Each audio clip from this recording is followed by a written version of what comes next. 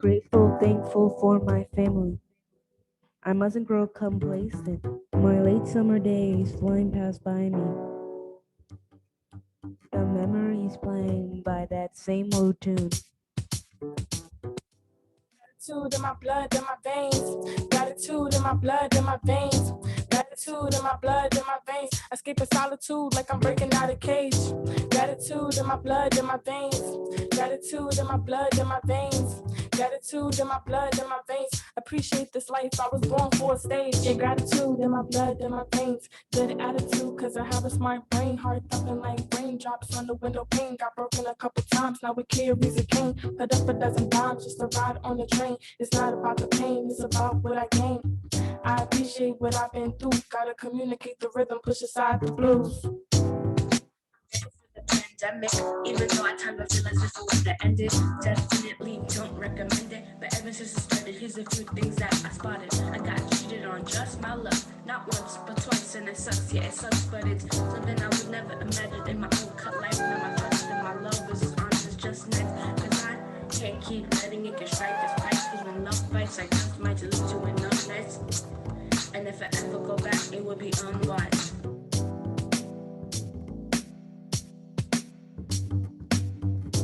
Gratitude in my blood, in my veins. Gratitude in my blood, in my veins. Gratitude in my blood, in my veins. Escaping solitude like I'm breaking out a cage. Gratitude in my blood, in my veins. Gratitude in my blood, in my veins. Gratitude in my blood, in my veins. Appreciate this life. I was born for a stage. Said I'm grateful for the life I led. One day I'ma be a leader and I'll go far ahead. For most of my life, that road ocean seemed like a dead end. But I'm grateful I got it together and picked up my head. Said I'm grateful for my family and all the memories and all the tragedies and the memories that they in my head. And it's a mental surgery, cause there's no certainty that vengeance is the best medicine. So there's no hurt in me, which is why I'm grateful for the hard times. Yeah, I'm grateful for the heartbreaks. Yeah, and I'm grateful for the loud cries, the fake friends, the troublemakers, the ride dies. Cause they rather lie and they try to hide. They won't be real and show you what's on the inside. There's certain things I abide by that's damn right. They observing all these crime with all these dim lights and these legal rights. People know the truth, but they don't wanna fight. So I'm speaking out and I'ma change some lives.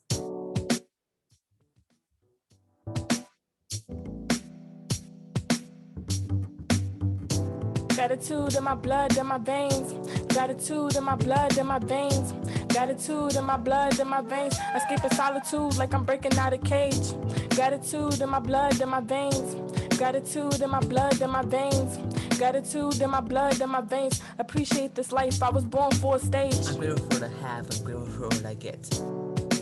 All the essentials, food, water, family, and all of it value. In this corrupt world full of rich corporations and cronies, we're all random masters like zombies, picking at the stone day and night. You're grateful for what you have, you're grateful for what you get. Gratitude in my blood, in my veins. Gratitude in my blood, in my veins. Gratitude in my blood, in my veins. Escaping solitude like I'm breaking out a cage. Gratitude in my blood, in my veins. Gratitude in my blood, in my veins. Gratitude in my blood, in my veins. Appreciate this life. I was born for a stage. Grateful for my family, thankful for the therapy. Sometimes I feel like I'm sitting in the back and it tears at me under attack, but no fatalities. Losing my mind, I'm in a fantasy. Life keeps going and going, I'm in a race and it's starting to feel like a simulation. I be laying in my bed, all up in my head, but my gratitude is greater. Can't wait to see where it takes me later.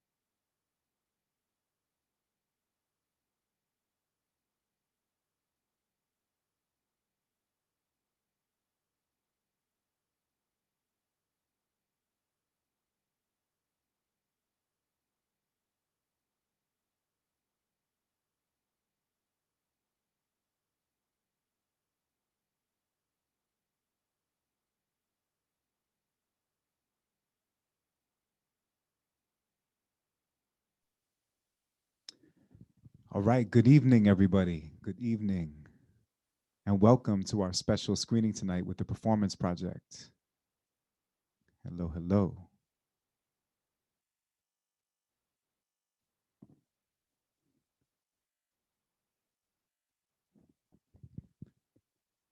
Hello, everyone. My name is Baba Israel. I'm the artistic director of the Performance Project, and I'm grateful for everyone for tuning in. And I'm seeing that we have 16 people watching right now. Feel free to share this video. I want to give a big shout out to Emma Rivera for all her support in this project and also with this particular live stream.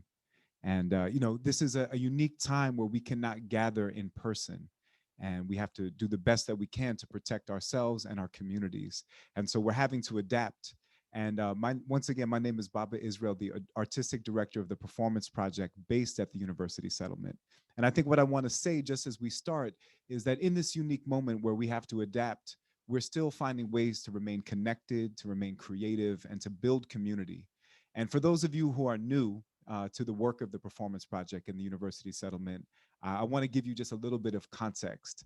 And I want to encourage you, our artists, some of our staff and team are here with me and observing this. So feel free to throw some shout outs and just some energy into the chat or the comments on the Facebook stream.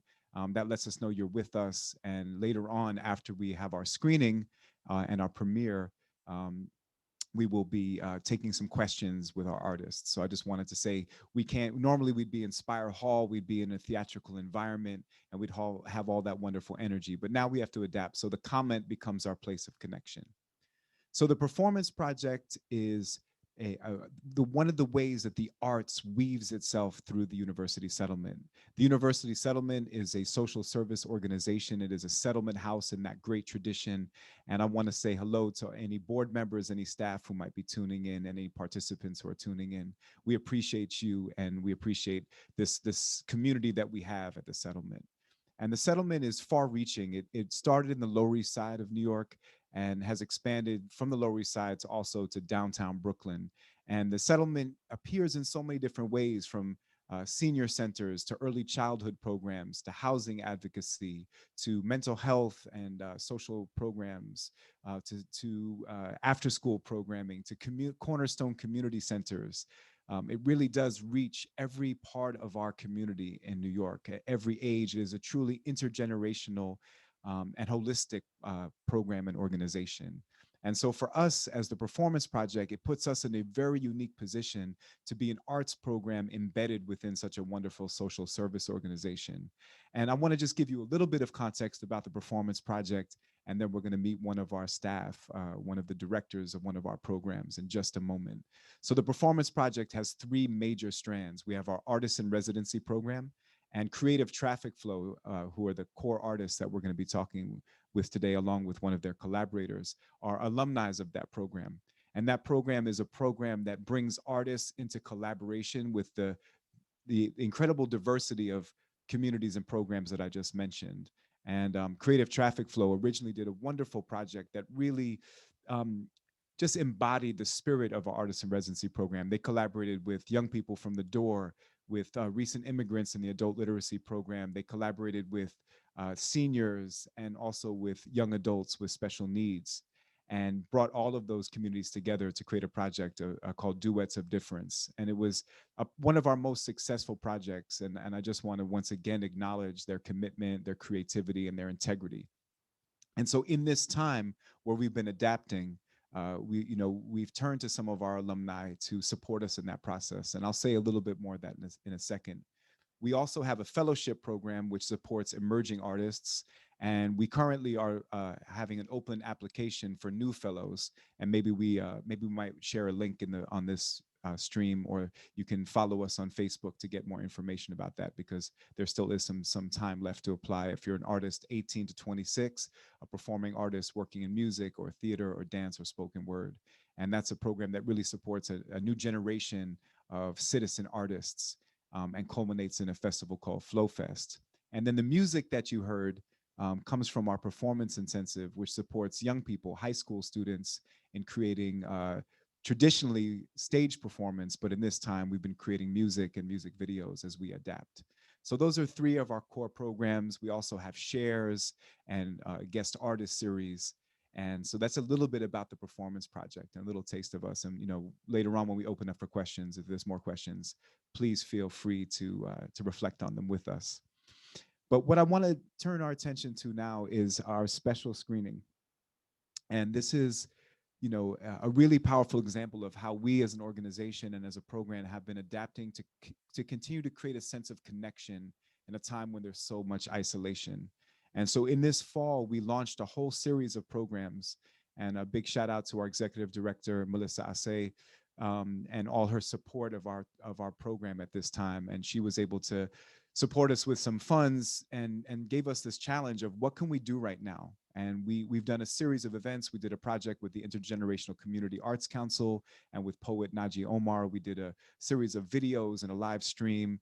We did the work with our performance intensive. And our third project was coming back to work with Creative Traffic Flow, because we've had such a wonderful ongoing relationship with our adult literacy program, and continue to find ways that the arts can add value, and help be a way to amplify the voices of recent immigrants in New York City.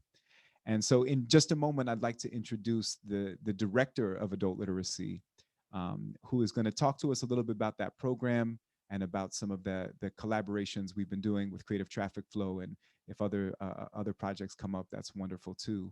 So I'd like to welcome now to our virtual stage the director of adult literacy, to just give us a little bit more context about her program and the work that they do. So let's welcome Lucian Leung.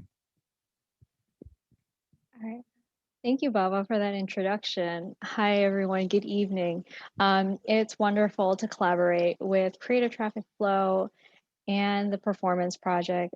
As Baba mentioned, we have worked with the Performance Project and a number of different groups associated with them over the past years, and they've been a great collaborator in getting our students to express themselves in different ways, through in-person class instructions, through workshops, and outside of classes.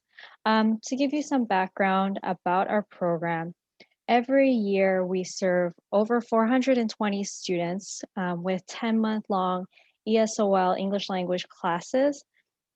Our students, they come from a variety of different countries. A lot of them are coming from China, Dominican Republic, Ecuador, Mexico, Honduras, a lot of Latin American, Central American countries, as well as other countries like Turkey, Cote d'Ivoire, and a lot of Soviet nations.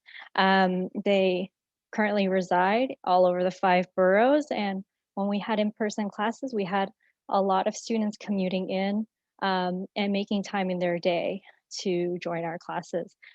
Alongside that, alongside the English language classes, we also offer counseling. So we help our students with whatever barriers they have to learning, or just in their personal lives. And we also help them with their goals. We set aside a plan for their employment and education, and we come up with some tangible steps to meet their next goals. So all in all, at our program, we're helping our students negotiate everyday lives as they are parents of school-age children, also learning online alongside them, figuring it out with us. We're helping them negotiate fair wages, negotiate for a stable schedule as employees, and learning about their rights as tenants, community members, and citizens.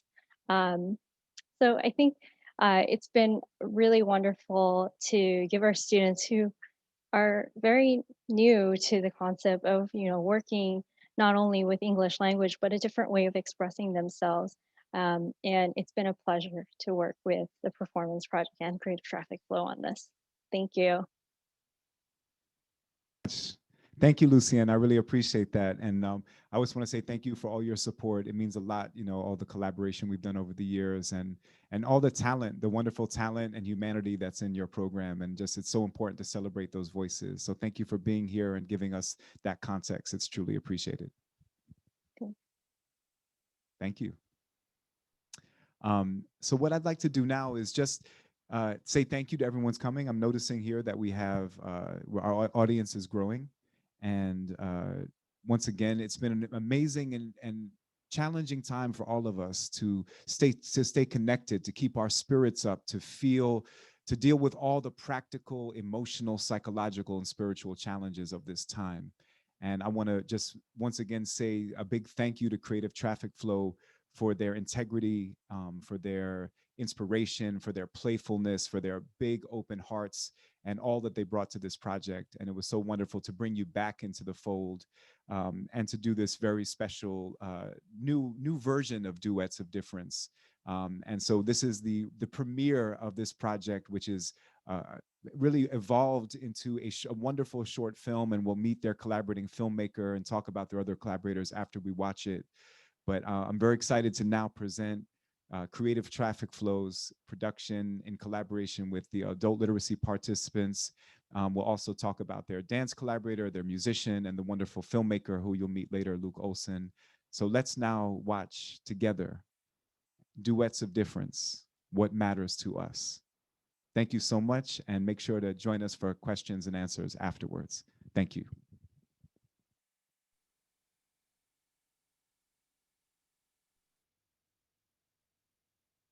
I am tidy because I like everything organized.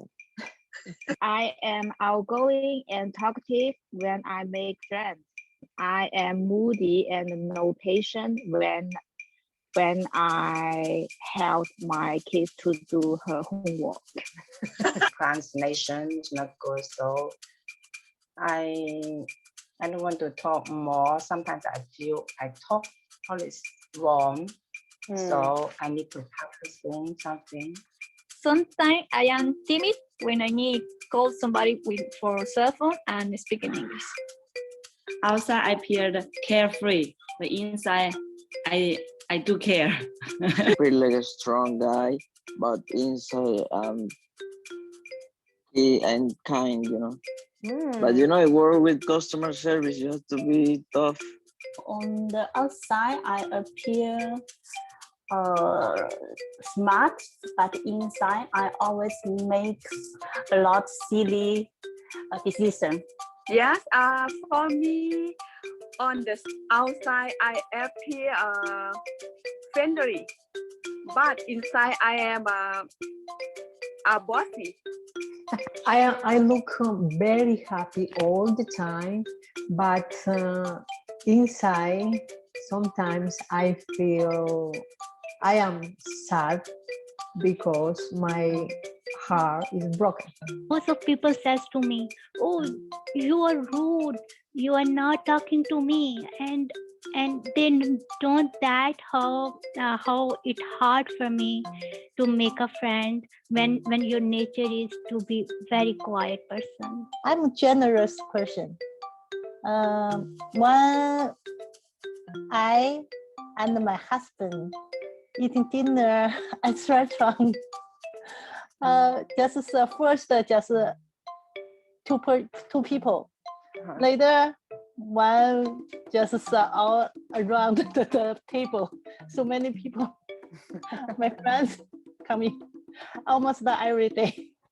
At the end of the year, when my boss did not give me bonus, I feel very bad.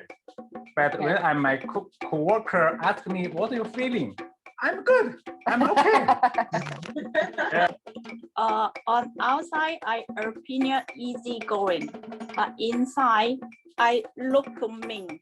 When I ban my children's iPad because I don't want them to spend too much on screen time.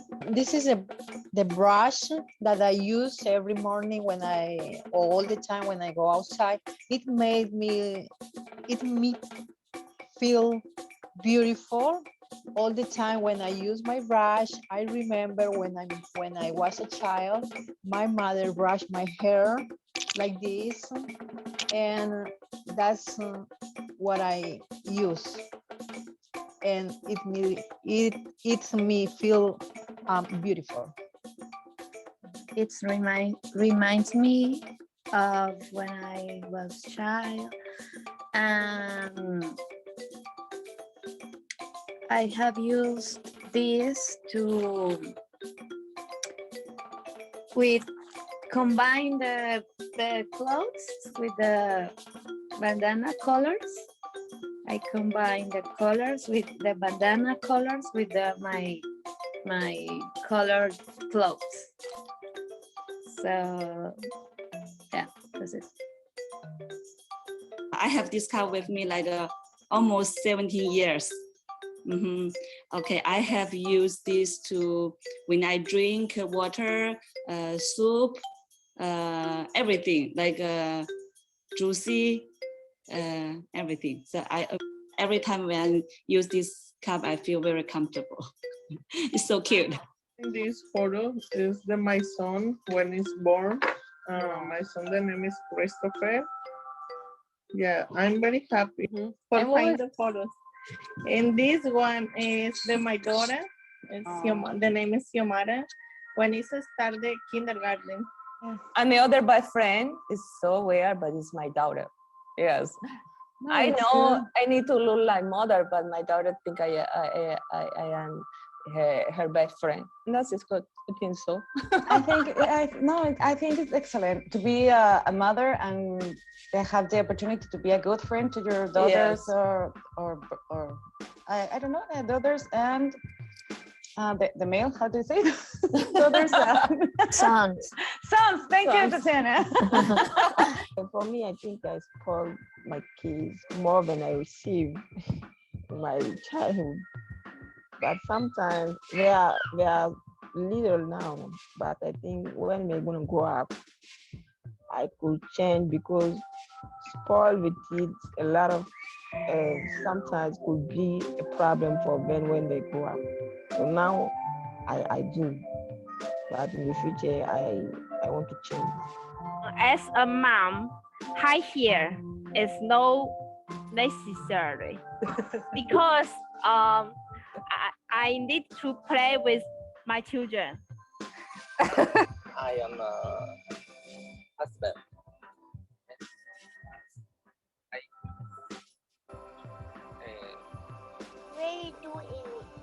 A father.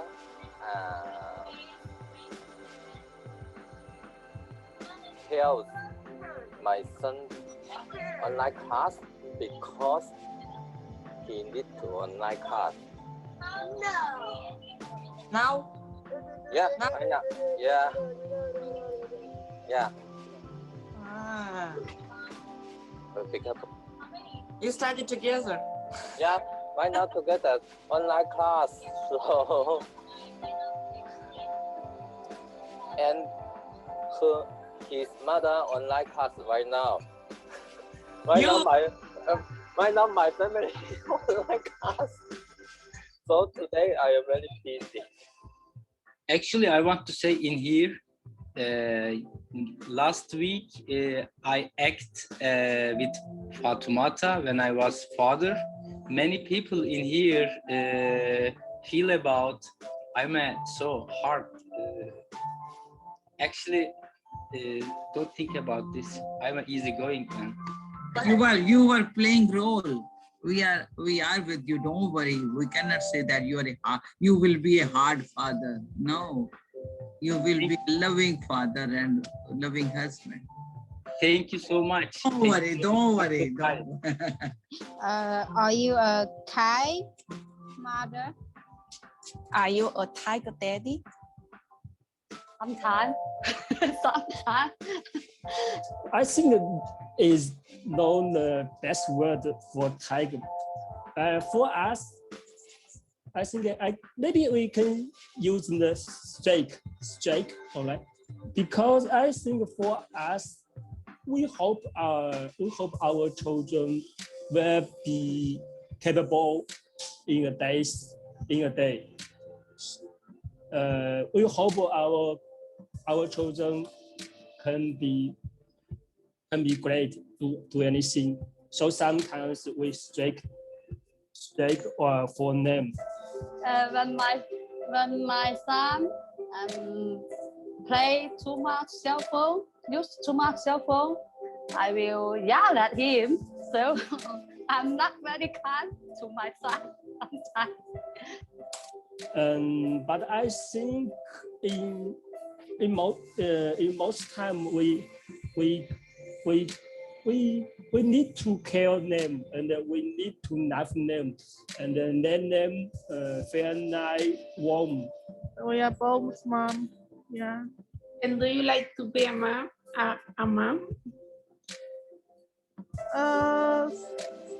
Before I think that I'm really happy, but now I'm tired. Tired of being mom. Yeah. Okay. How about you?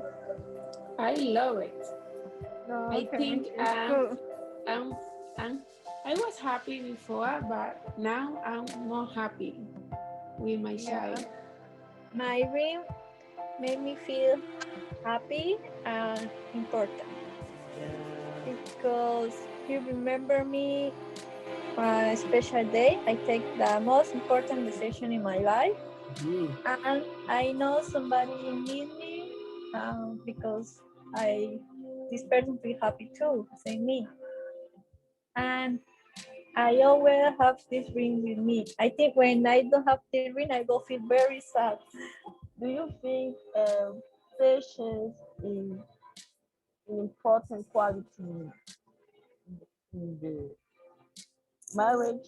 It depends the situation. Usually I give three chances to my husband. If I've been patient to him, but he ignored and he didn't give me feedback, I will be angry. Because I think if you always being patient, he will think you always be patient. He will do. He didn't change himself. He will treat you all the time like not very. He will ignore you, and then so I will if I will give him 3 chances. If he didn't give me feedback, I will be angry. I will tell him that's not a good way to treat me like that. Do you like being a housewife? No, I don't like being a housewife. Yeah, because that is hard work. I think I'm not a good mother because I always I don't know how to cook for them, but I try to very nice to them.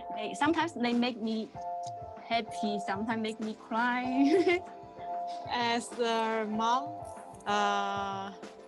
patience is necessary because it's very hard to let the child to listen to me, and sometimes he has his own opinion, but I don't agree with him. So, and sometimes I feel very angry about him because he didn't do things well, and so patience is very necessary.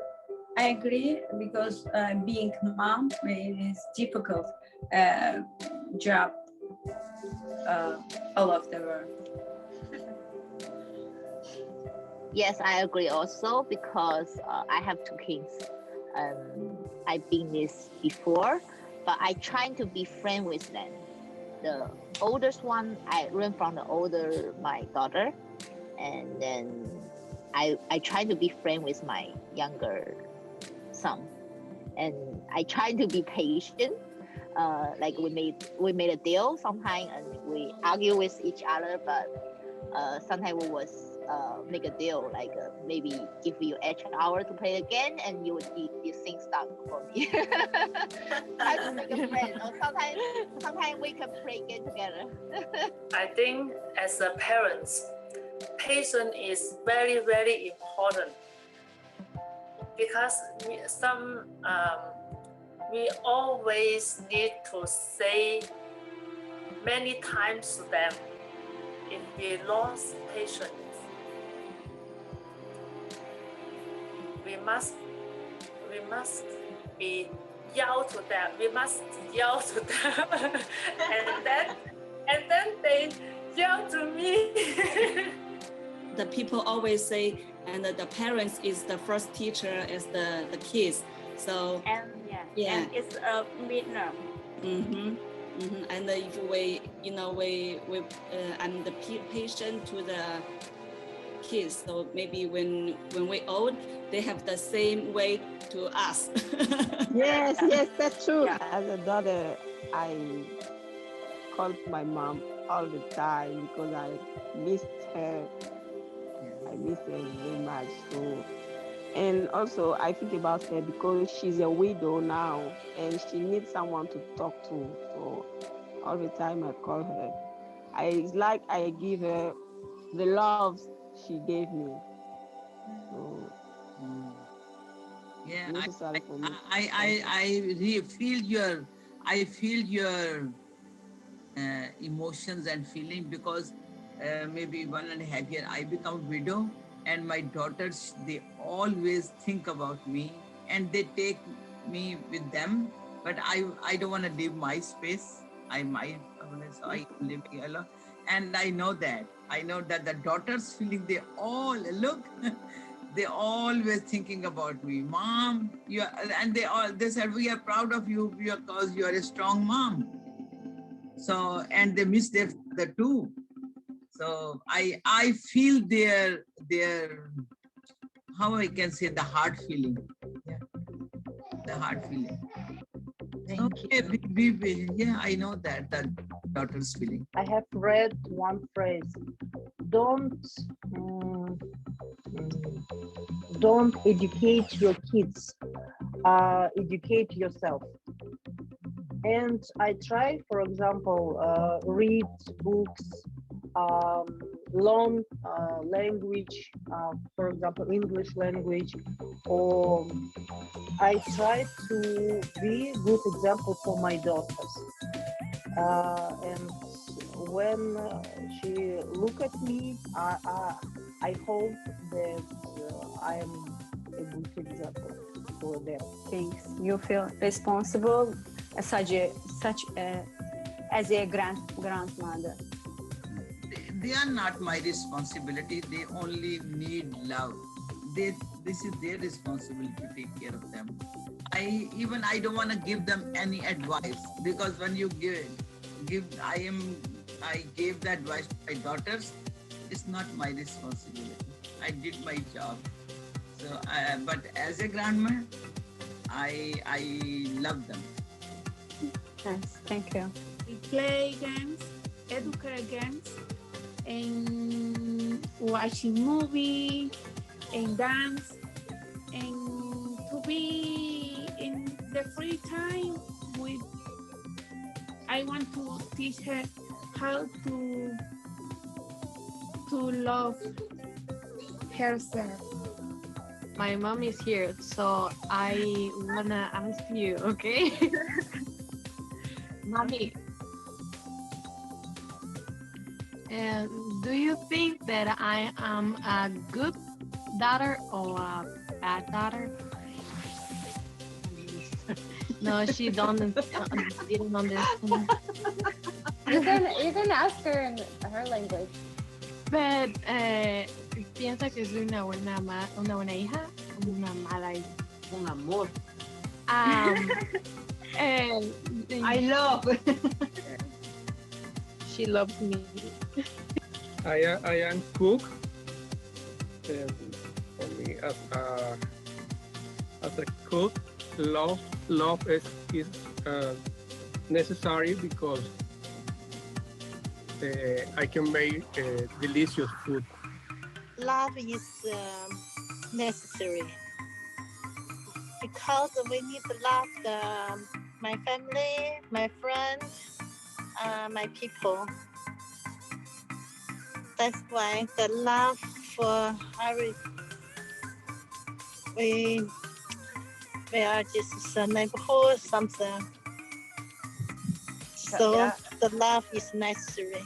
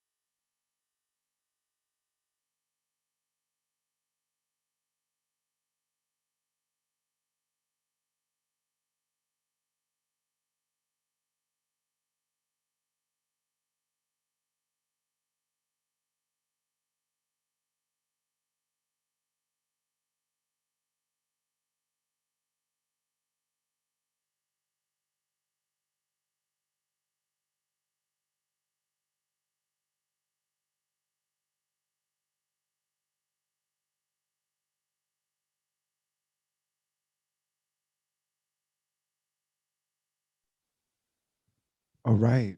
I got to take a moment and just catch my breath. It's a very moving piece. And I just want to offer a big congratulations to everyone involved. And I'd like to invite everyone to unmute themselves and unmute their cameras so we can have a little post-show conversation, even though we're in different places and different spaces. And anyone out there, please grab your napkin, because I don't know about you, but I just shed a bunch of tears because it's such a beautiful and real piece. And I'm just so grateful for the work that you all have done. And I want to give a big acknowledgement to all of our artists, to Creative Traffic Flow. Let's welcome Kristin, Dawn, and Jeesun. I want to also give a big shout out to one of our collaborating teachers, Joe. Thank you so much for joining us. I want to give a big shout out to our filmmaker, Luke, who's in the mix with us. And you can see from the credits, I want to also acknowledge the beautiful work of Michi. And can you remind me of the musicians, the composer's name? Teresa. Teresa, that's right. That's right. So yeah, I just got to take a moment and catch my breath, because it really is a beautiful piece. And it's just, you know, I don't know if you guys were watching the comments, but there was some wonderful, inspiring reflections and comments and love. So I hope that you all were able to drink that in as we were watching, because I found a way to watch them as well as I was screening this in my space right now, and some really just meaningful feedback. And I think, you know, the quality of feedback often is determined by the quality of what's put out there. And I think people really, I think you touched a lot of really delicate and integral parts of the human experience, you know, from being a parent to being a child to, you know, navigating relationships, just everything that we face and all the things that we uniquely face now.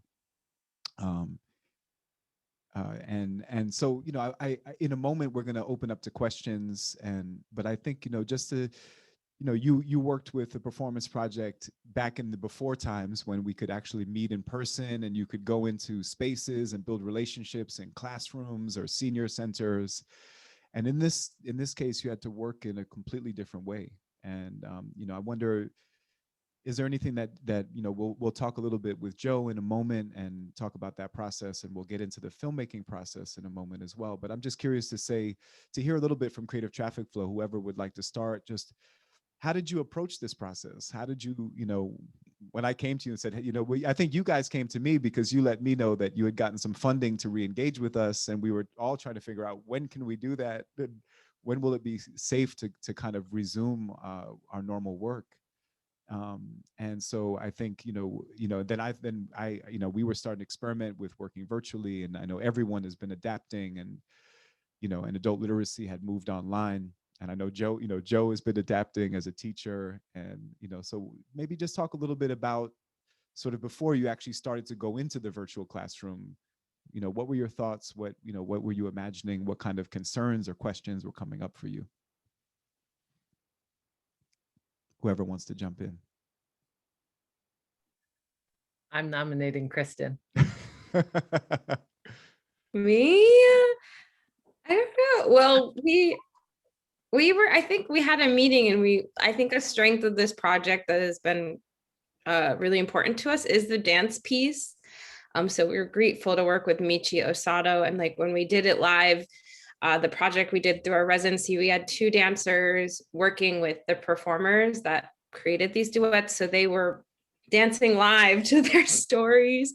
So I've just been like, as an artist, having questions about how do we engage virtually and still keep our ideals and aesthetics. And I feel like dance in the digital space is so beautiful. So I think, Bava, we were like, of course, we could do this, the dancing, and then like, you know, the participants. That was where my head went at first. And then we were just so lucky to be invited into Joe's classroom, into Wendy's classroom, into Hans and Simon. So we were very lucky to work with so many students. I mean, you saw the list of credits, and there were more students in the class. So we actually like had a lot of opportunity to, we were worried like, who are we going to do it with? Sometimes live, you're like recruiting people, you know, but yeah, it was a great place to start.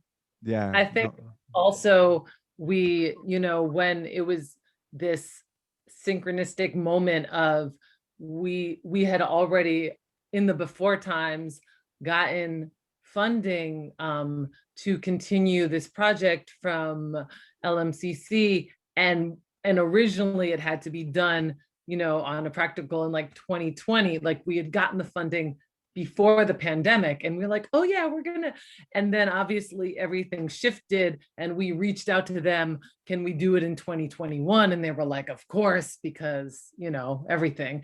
And then it was sort of like, we initially, I think when Jeesun and Kristin and I were talking, we initially were like, let's wait until 2021, because we were still thinking, oh, we'll be in person by then. And I think originally we were like, we don't understand how it could be virtual. We want to do it in person. That was our initial conversation. And I think correct me if I'm wrong, Jeesun or Kristin, but I feel like when Baba reached out about like doing something, then we're like, maybe let's shift our ideas. And the three of us were meeting and talking about, like, at this point, Kristin and Jeesun and I had already started to teach online as in our teaching artists' lives. And so we were like, well, maybe we could do something online. So it was like a really interesting shift to, yeah. Beautiful. I really appreciate that. Jeesun, any other thoughts you want to add?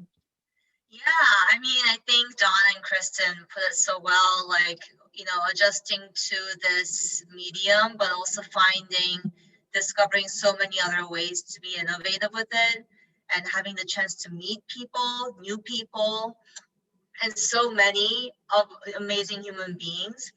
And I think, you know, as we were kind of starting out, we wanted to also be connected to our original project, which was Duets of Difference.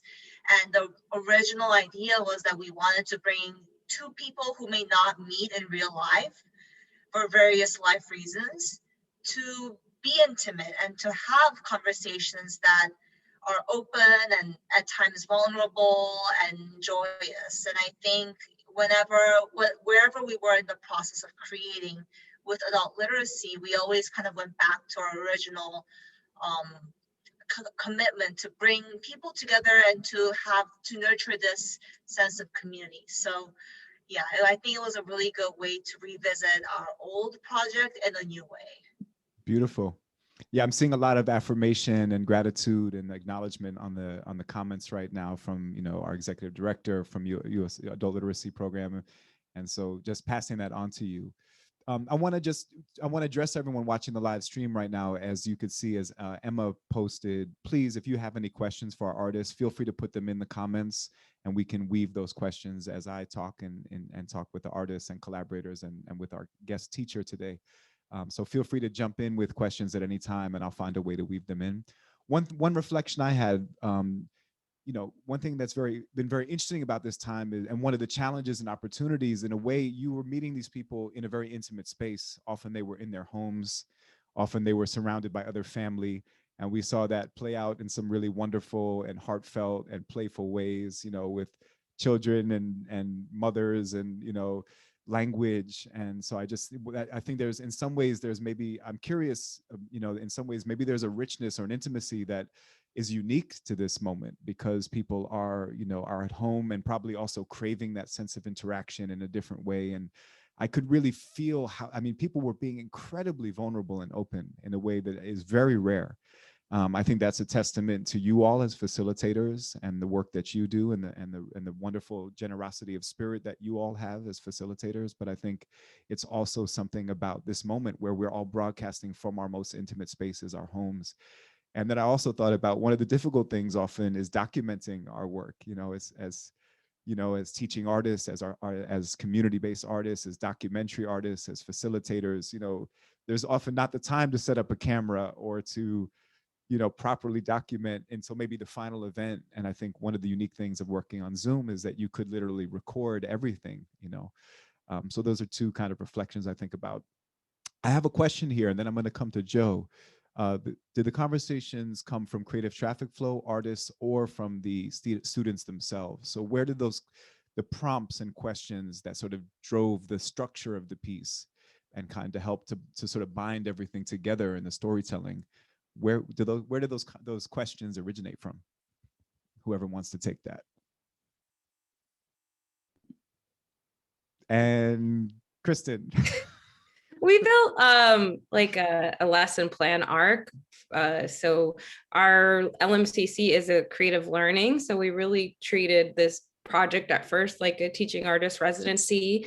We worked with Joe and our other adult literacy teachers to understand where they're at, what kind of things they were working on in the English language, and what kind of they were talking about. Like, I think one of the prompts, like when they're saying love is necessary, that was something Joe was working on in English. Like, is money necessary? Is candy necessary? So yeah, so we tried to kind of universalize the prompts because like we were working with 4 different classes. So we wanted to find a way to kind of, we understood that this would be built into a script of their stories, that the prompts could help us kind of with the through line instead of, well, this class talked about this and the other class. So our prompts came from the 3 of us, but also were really inspired by the work we observed them doing with their teachers. That's beautiful. And I think for me, that's, you know, that's what we really hope will happen in terms of the performance projects work, is that when artists come into contact with our programs, that it truly will be a collaboration. And that, you know, and I think this is a beautiful example of that, because it sounds like you came in with some really clear ideas about a structure and an arc, but then also were able to take inspiration from your collaborating teachers and pick up on threads and themes and ideas that they were working on. And then obviously the students, the participants themselves, really took center stage and really brought all of that to life with such vulnerability and generosity and just personality, you know. So I might pass to Joe for a second and just ask you, Joe, what was it like to have artists coming into your space, coming into your and I mean, and maybe you could also, you were in your own process of adaptation of working virtually for the first time. So maybe tell us a little bit about your own experience of adapting, and then what it was like to have creative traffic flow working with you.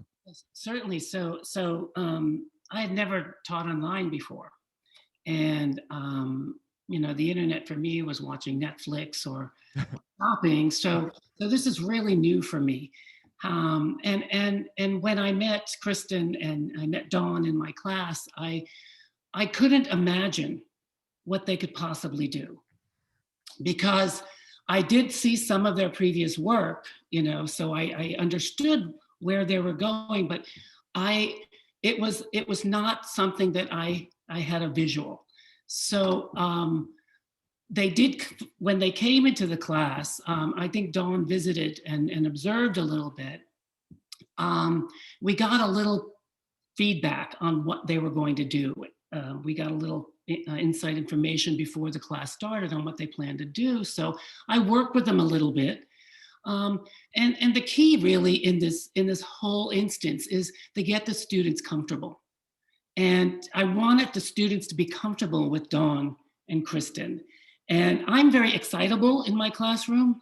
I do get very excited. And I felt that at moments that I was invading their turf, because I wanted to be sure my students knew what they were supposed to do. And I wanted them to be comfortable, and I wanted them to have fun.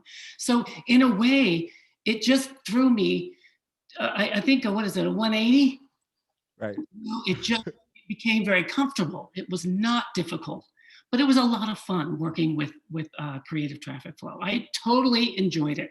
That's wonderful. That's beautiful. And I want to say, you know, I feel your passion coming through the screen and your energy. And that is what teachers, you know, that's the most important thing in a teacher, is that sense of real, you know, care and belief and passion for your role as a teacher. So thank you for bringing that to these students. It really is reflected. One more thing. I want to thank you for coming to my class. And I want to thank you all for inviting me here. It means a lot to me. And I feel so honored, and I'm proud, and I'm very excited to be here. And I thank you very much. Beautiful. I have maybe one last question for you, which is, and obviously more discussion might come up, but is there anything that you think you'll take away from your working with creative traffic flow that might come into your teaching in some way? Or is there things that you might threads that you might continue or pick up on? Well, you know, it's interesting because they had, I mean, I have a sort of fun approach, but this was very different. And you know, they had, you know, at first I saw what they were doing. I forgot what is necessary. And for me, I'm thinking, how are they going to do this? It seems rather boring. You know, I didn't know. I mean, there are creative processes going through them, and maybe not through me, but it made me realize that my students respond to this, respond well to how their approach went. And I've been doing a lot more fun activities now with them. That's wonderful. And they're more comfortable. I've got a question from our virtual audience for you, Joe. Sure. So the question is, working with art, do you see your students in a different light now? I mean, you kind of just touched on that a little bit, but is there a new way that you see your students?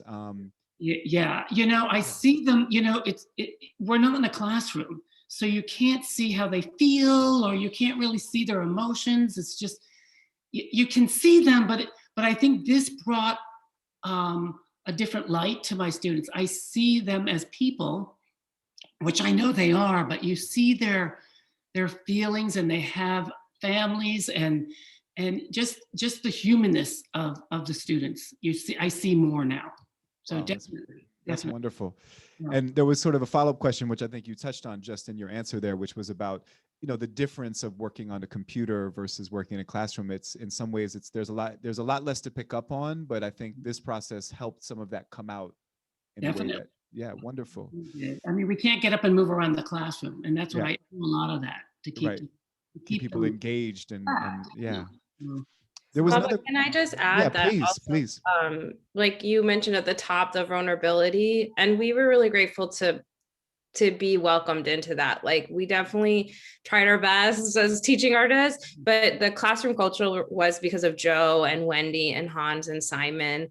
And I just think the whole adult literacy program, what I learned from them is like, the space you need to set up for people to learn a language. It's a very vulnerable thing to learn a new language, to speak, to try to speak, no matter how old or young you are. And the processing it takes to build that skill is very vulnerable. So I'm just grateful for how the teachers have set up this space for their students. It was already there before we did anything. That's beautiful. A beautiful affirmation right there. There was another question that came a little earlier about, you know, how did you, I love it that people love the combination of dance and people speaking, and they were, you know, how did you decide what people talked about? I think we covered that a little bit with the prompts. But there was sort of a follow-up question in that was, do you see a difference in the spontaneity from the students in this sort of, as we're, you know, in this COVID situation that we're in? Was there, you know, compared to your work in the previous process where you were working with students in real time and real space, did you notice anything different in terms of people's sense of spontaneity? Was a question that came out. Anything. It could be for Joe, it could be for any of Creative Traffic Flow. Just curious if you noticed anything. I can say something. You know, yeah, please. I can always say something, but I do think that it did do something. Not to all the students. Some are still very high. They would hide a little bit during their thing, but it did kind of bring some of the students out, and they did become more vocal and showed their feelings more. So it definitely did help. Wonderful. It's helping me now still. Okay, great. Anyone from Creative Traffic Flow, anything that you noticed in terms of that sense? Oh, Jeesun, please. Yeah, I mean, it's so interesting. You know, as theater artists, we're always like, in person, live is best, right? You see the whole person, you understand where they are, you feel their energy immediately. But one thing that I think that Zoom oddly helped facilitate is to help people, well, really put them in a situation where they have to articulate that.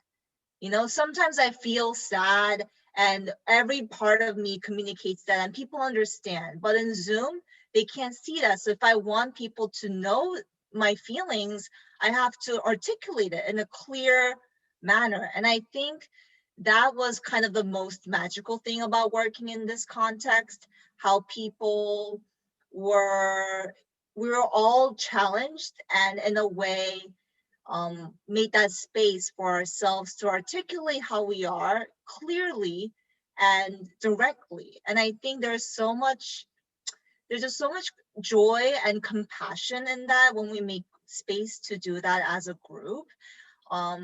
And it also helped me articulate better how I am for myself too. So I think the Beautiful. exchange with the class, with the students in the class was really kind of invigorating in that way.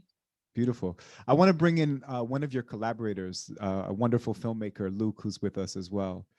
Let's give a big round of applause for all of Luke's beautiful work. And there's a question that kind of naturally brings us into talking about Luke. A good friend of mine and a theater artist, Brad, is asking about, knowing the dancer responded live and the original funding was for something live, what are some of the thoughts that went into the form of recording versus a live Zoom type performance? And I'll address that first, because I think I came to you maybe with a little bit with this idea. You know, I'm doing a lot of experimenting with live streaming performance, and you know, I'm actually have been fighting and championing in many different contexts. No, we have to do that all live. It has to be a live stream. Let's not do pre-recorded. But I think in this context, there were a few reasons why I wanted to really work in the pre-recorded way. One, I knew that you know, that in terms of your interaction with the participants, which we really wanted to drive the process, it was not going to be possible for them to be performers in a live stream. Like, that just wasn't going to be realistic. And so I think that was part of it. But I think also I was really interested in creating something. I mean, one of the beautiful things about live performance is it's ephemeral. It happens and it's gone, you know. But one of the beautiful things about filmmaking, about sort of mediated work, is that it can have a sort of longevity. And I wanted to, and you know, my feeling is that this film can be used, is something that will be of great benefit to adult literacy teachers and students. I think in the future, I could imagine teachers using this as something that they could show in their classrooms. I feel like it's something that just in general could provide great benefit. And I'm thinking we should enter it into some film festivals, is my latest idea after we watch this. So we should talk about that. But I think it's a piece that can really has great meaning right now and will have an ongoing impact wherever it is seen, whether it's seen online on Facebook or YouTube, or if it's screened somewhere. And so I think that, you know, I really did want this process to sort of be about the process, but also create something that would be a tangible record of the process and that have a life beyond the process. And so one thing I knew that was important was, you know, you all are brilliant teaching artists, facilitators, theater makers, live performers. But you know, we knew from the beginning that was really important to bring in a filmmaking collaborator, you know, someone who could help with that transition. So, you know, I'd like to, you know, can someone maybe introduce, or I don't know if Luke wants to jump in, or if someone wants to say a little bit about what the process was, you know, in terms of collaborating with Luke. But, you know, if someone wants to introduce that, or Luke, if you want to jump in, I'd love to hear about what that sort of transition from the workshops and the interactions on Zoom to then this next stage. And we were talking before we started this about how many hours of footage do you think came out of this? Any ideas? We had 45-minute classes, and I think 3 or 4 of them with each class. So for each class, so there's like 4 hours, and there's 12 hours of Right. content. So you have like 12 hours of footage to go through. It's a lot of, so you all did an incredible amount of work and curation. I can only imagine, you know, if you think 20 minutes from, you know, 12 hours, that's a big edit. So yeah, we just, you know, Luke, feel free to jump in, or any, you know, if you want to create a segue, but I just love to hear some about, you know, the process of moving from all of this content that you captured through these very meaningful exchanges to then the next stage of taking these elements of the classroom, the workshop interactions, the filming with Michi, the dance, and then sort of bringing that into what has become such a beautifully cohesive piece. Yeah. First of all, thank you so much for everyone coming out, and for bringing in to work on the project. It's just been an honor to work on it, and thinking through, like, as I was editing, I was like, I really gotta do a great job on this, because all these, like, all the things that they're sharing are like so beautiful. So yeah, on that note, I mean, I think I also do some online teaching. I teach right now, and I before that do video and photography teaching, and I'm always telling my students, think of making a film or making a final video like making a recipe or like a dinner or something that you love. Because it's good for my students to think about, because everyone loves the like cooking part when there's like, you know, you got your pans going, you're throwing things in the air, but like the going to the store, getting all your stuff, i.e. getting all your footage, and then going through and like chopping your onions and doing all your things. So that's the best metaphor I can think of. And I think it was our wonderful collaborators here, like going through all of that footage and just, you know, this time code and this person speaking, and really just like winnowing it down and winnowing it down and winnowing it down. And yeah, it's always a good problem to have so much good material and so much, you know, powerful testimony from all these different people. But it is still tough to trim it down. So I'm very thankful that there was kind of all of us putting our heads together and paring it down. And then we like get it down to a narrative, and then we enter into the performance space with Michi, and then it's like, you know, she does all these incredible, amazing things, and then we have to kind of winnow that down and like match it again. So yeah, it was a process of just communicating, and like kind of sharing where we were at and what we thought would match and all those kinds of things. And this is very high tech. We have like a Google Doc where we are like sharing all of our thoughts, and it is like, you know, 50 pages long or some ridiculous thing right now, because it's all of us just responding and being like, put this in, or what about that, or da da da.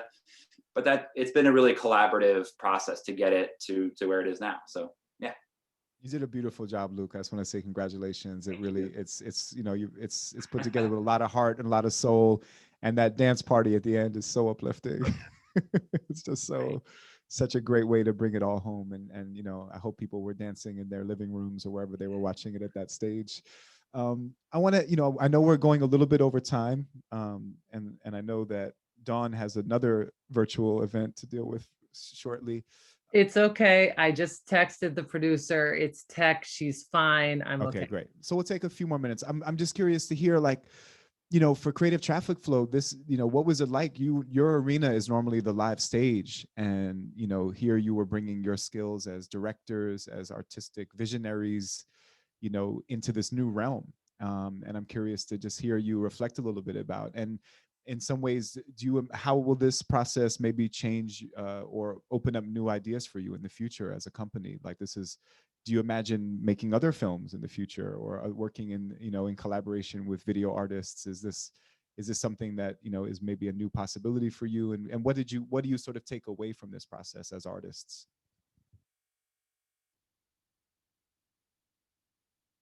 And I'm going to call on somebody. So. I was going to make a joke only with Luke. Luke is our fourth member. Oh, great. There you go. I'm just kidding. No, but Luke was just like such a joy to work with. And I was just really happy we worked really hard in our residency on Duets of Difference. So it was really valuable for me to see it grow and have new life. And I feel the same way as you, Baba. Like I like this digital form because it's represents our work. It's so that's what was exciting to me, and it's an easier way for us to share our project and be like, would you be interested? You know, I think our you know, our template for Duets of Difference we can take to all different types of communities. So to Absolutely. have this piece to share and say, like, hey, you know, that was really exciting for me.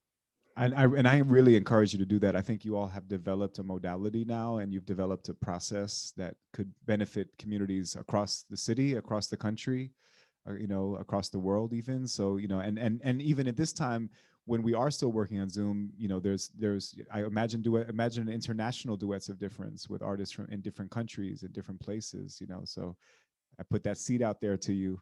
I really, you know, you already have such a great rhythm with Luke. You know, there could be future projects here, you know, so I'm glad to hear that you're thinking that way, and that this can both be a tangible representation of what you do as theater artists in a way, and a bit of a passport, but also maybe an inspiration for how you move forward in new projects, which is something that we always hope when we collaborate with artists, that, you know, that kind of possibility will come out.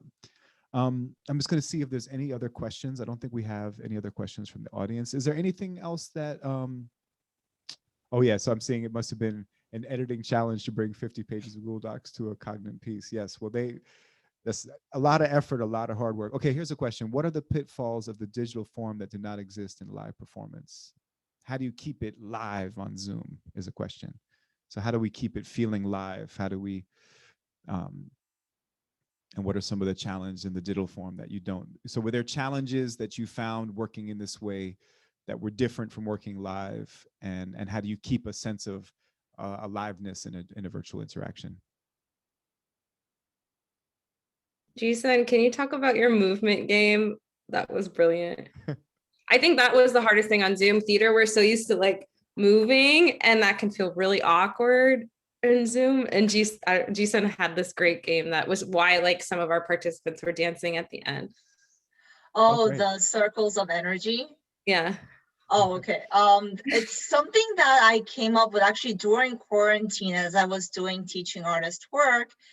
Is how do you get people moving? And I made these little note cards that say 1, 2, 3, and it's different levels of energy, 1 being low, 3 being high. And I would turn on the music and just cycle through these cards, and people have to move, match their levels of energy with the number that they see on Zoom. And I found it's like a really easy and really kind of tangible way to get young students that I work with moving. And you know, we're all kids at heart. The students in adult literacy also responded in a joyous way too. I think they were a little bit shyer because you know you're working with in a language course, so you may not be, you know, dancing, you know, doing the shimmy and all that. But I think once they got used to it, it was a way to be physical and to have a moment of just a fun dance party. Like, who doesn't like a dance party, right? No, and it translated. And I love the sort of glowing color changing border. I love that little detail, Luke. Nice work. There was a message in the comments from our executive director, just letting you guys know there are 11,000 settlement houses around the world. So a lot of potential places for maybe reaching out for potential projects and collaborations, or maybe imagine, imagine inter-settlement house, duets of difference with different settlement houses, around the world. So all kinds of possibilities. Before we kind of wrap up, oh, Brad, by the way, someone is stealing that exercise. Okay. We're getting word, but we'll make sure they give credit. Yeah, credit Jeesun, TM. Make sure you credit, yeah, exactly. So any closing thoughts or feelings or anything that, either from Creative Traffic Flow, from the new 4th member of Creative Traffic Flow, Luke, or from Joe, our teacher. Any closing thoughts that you'd like to share just about, what do you take away now that we've premiered this piece, and so what do you feel about the project, and what's maybe just any closing feelings about what resonates with you and how you feel about the sort of completion of this sharing now? Go ahead, Dawn. Sure. I think, it's funny, for many years, I always had this theory where I was like, all artists secretly want to be filmmakers. That was my theory.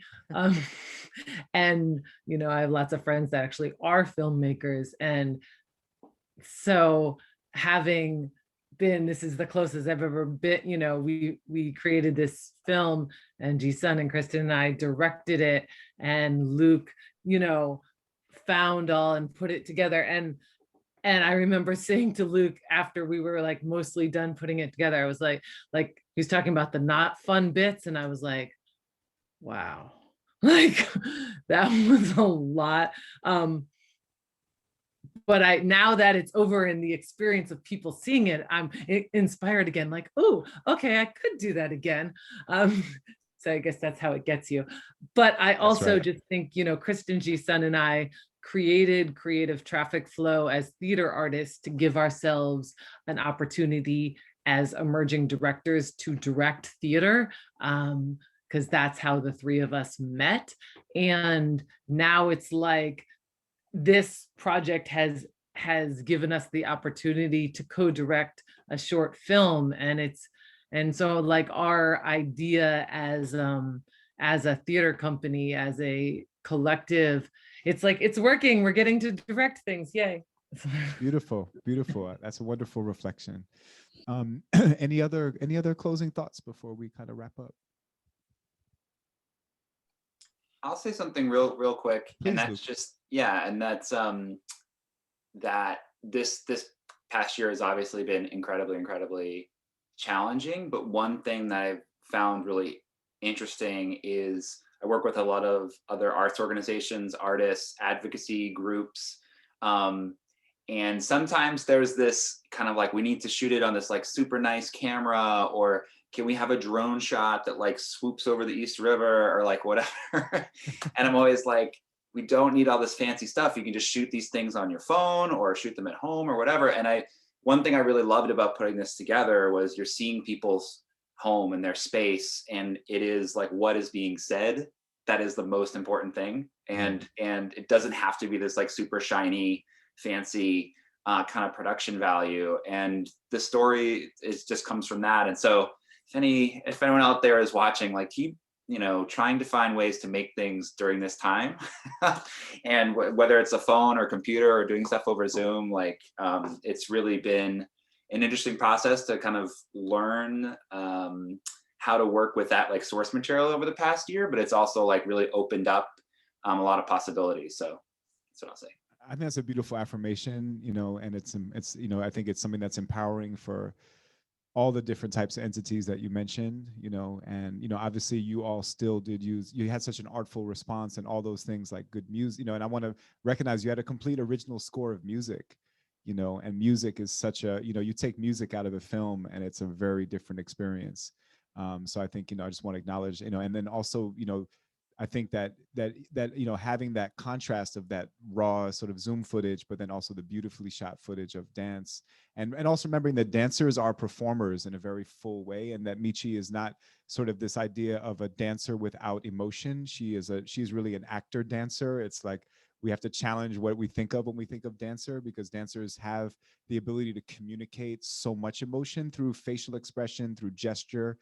And so that, but I think it encouraged us to use a mixture of mediums and to bring those things together, and that we shouldn't be afraid to use stuff shot on phones or on Zoom, and that with creativity, we can really make that sing and dance and empower us. So beautiful work, Luke. And I appreciate that affirmation. Any closing thoughts from anyone else in Creative Traffic Flow, or Joe, that anything you'd like to share, Joe? I'd like to share. I'd just like to say that I hope you come back. I think now that I know a little what to expect, I think we can even have more fun. And I hope you all come back to my classroom. Beautiful. Thank you again for including me in it. I really enjoyed this tonight. Well, thank you all, and thank you, Robin, for all your feedback. And I'm just, I'm really grateful that we had so many people tuning in and giving love and asking questions. And as Emma put, thank you to Emma also. Big love to Emma for all her support on this live stream today. She's behind the scenes, just like she would be at Spire Hall, making it all sound good and look good. So we're so grateful to Emma and for all her support in coordination and logistics on this project. So I want to definitely acknowledge Emma Rivera and all her work, and so glad for her partnership with the Performance Project. And I guess the other thing I want to say is that this will be up on our YouTube page, and there is a link in the comments to the Performance Project's YouTube page. So please, please share. You can share this stream. People can watch this so they can have the full experience. But also anyone on the stream, if you want to show this film to other people, it will be on our YouTube page next week, along with a wonderful other series of videos that came out of our work this fall. There's 3 music videos that we created with young people. One of those songs you heard in the opening. And there's also, I think, about 8 or 9 videos we've created with the Intergenerational Community Arts Council, profiling public housing residents in downtown Brooklyn and their stories and experiences. And through poetry in collaboration with a wonderful artist, Naji Omar. So I hope you do check that out. Emma also put a link to our fellowship program. So anyone who knows young emerging artists 18 to 26 who are looking for some infrastructure and support, feel free to apply. And I just want to say a huge congratulations to Creative Traffic Flow, to Luke. Big applause. Much love to you all, and for all the work that you've done. And thank you, Joe, for being so open and such a passionate teacher. And hopefully we'll find ways to bring Creative Traffic Flow back into the classroom and back into the mix. And yeah, we just appreciate it. Congratulations to everyone. And thank you for tuning in.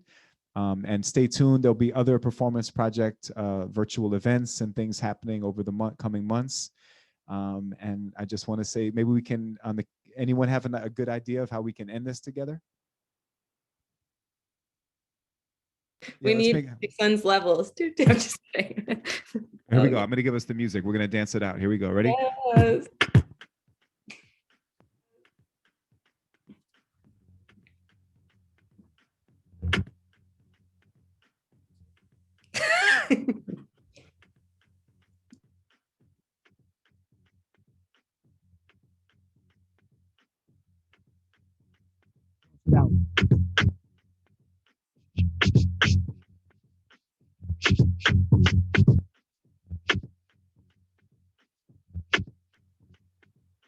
So thank you, everyone. Once again, let's dance it out.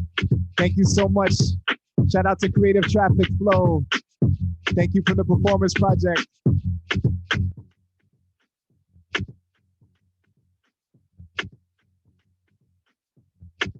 We'll see you next time.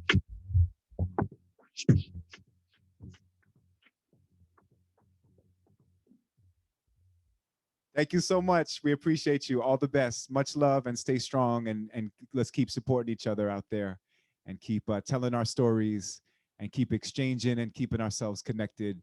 And as I like to say, physically distant, creatively connected. Peace. Peace.